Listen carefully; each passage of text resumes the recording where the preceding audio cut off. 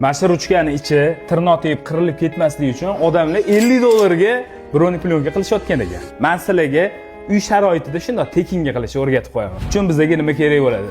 Ozgina kusok broni plyonka. Hamid nima qilyapsiz? Tekinga o'rgatyapsiz buni?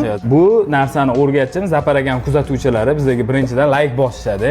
Keyin odamlarga bu xizmatimizda foydali bo'ladi. Обязательно rahmat deyishadi. Bo'lmasa bosdik. Broni plyonkaga keladigan bo'lsak, qayerdan topaman deysizlar. O'zingizga yaqin bo'lgan o'sha tuyning sohasidagi joylarga shuna kirib, kusokingdan bergim kelsa, shunda olgan berib yuborishadi menimcha. Mana endi men sizlarga o'rgataman. Broni plyonkani markerni olamiz, sirazni qo'yamiz. Qo'yib turib mana ikkita chetiga mana metka qo'yib olamiz. Bundoq qilamiz, buni bundoq qilamiz. Bu mana raxi deydi, qirrasi. Qo'yib olamiz. Sirazni qo'limizga olamiz bu narsani.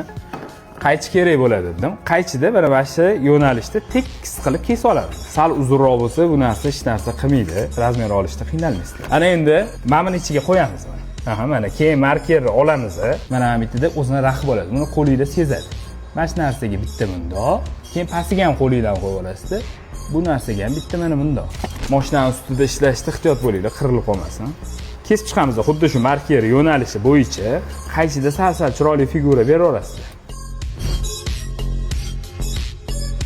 Mana chiroyli qilib figura qilib oldik. Mashina ichiga tushadigan qilib. Ana endi bu narsani ochamiz, orasini ochamiz. Bu tirnoqda ham ochsanglar bo'ladi, tishda ham ochsanglar bo'ladi.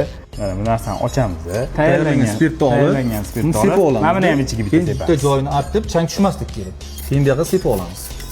Mana sekin broni plyonka past tomondan olib, shuni ichiga qo'ydik.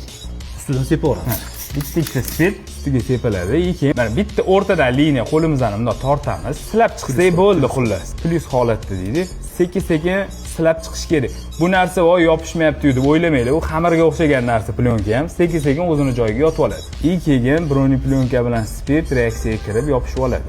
Mana sekin-sekin faqat mana shu havo chiqayotgan joylarni qo'l bilan bosib chiqiladi. Mana broni plyonkamiz tayyor bo'ldi. Ichida ozgina suvlar qoladi, ular isfareniya bo'lib chiqib ketadi. U narsadan sizlar xavotir olmanglar. Mana broni plyonkamiz tayyor bo'ldi. O'zingizlar qilgan ishimizga bitta baho berib, keyin safar nimani o'rgating, shuni kommentariyada yozinglar. Don Zafarga obuna bo'ling. Don Hamidga obuna bo'ling.